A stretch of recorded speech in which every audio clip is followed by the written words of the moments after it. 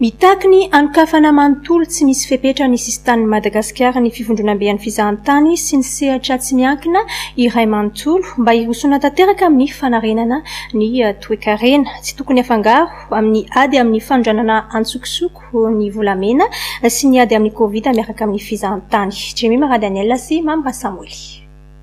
Hopotika tanteraka ny sehatry ny fizahantany eto Madagasikara raha tsy miverina amin'ny fanapahan-keviny ny fanjakana hoy ny nambaran'ireo mpisehatra rehetra amin'ny fizahantany na ny Confédération fizahantany, ny sehatra tsy miankina, ny tour opérateur, ny mpitardy, ny mpietsehatra eo amin'ny sakafo sy ny fandraisam-bahiny.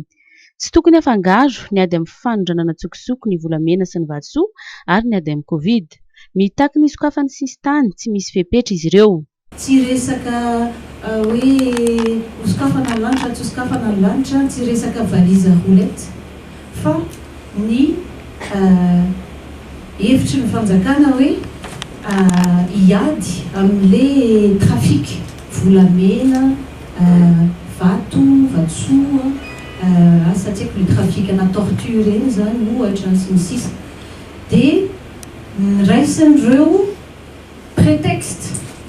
io ouverture io hiimposena condition be dia be zay na oviana na aiza ao anatin'ny tantara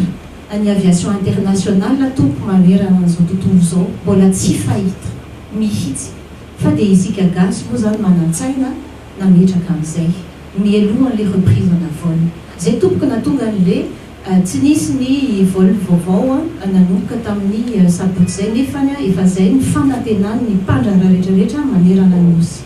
Nanamafy ny filohan'ny fivondronam-ben'ny orinasa eto Madagasikara na ny GM fa tsy olan'ny kompania ny ady amin'ny fanondranana fa ny tompona andraikitra misahana izany. Raha ohatsika resaka ny ady amin'ny exportation atsokosoko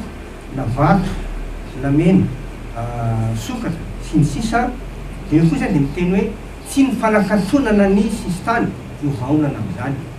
tsy ny fanakatonana sistany no amin'izany fa reza dia manatitra manokana mihitsy fa raha ohatra ka entana vonka sosony Madagasikara ny olana dia eto Madagasikara fa tsy any ivelany fondra, tsy olan'ny kompania reny zany, tsy olan'le firenena andehanan'le aeroplany zany fa olana avy amin'ny mpiandraikitra amin'ny aéroport izay tsy manao ny asany na ny douanier zany na ny police frontière zany no ny kompony isan-karazany. Dia ozy hoe tokony fepetra fandindra amin'ny olana mipetraka fa tsy ahirika any amin'ny firenena na kompania ny famahanan'ny olana.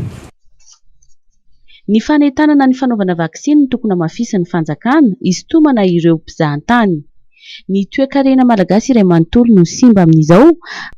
ary sehatra asa maro no voakasika ary efa manetsina ireo olona very asa amin'izao.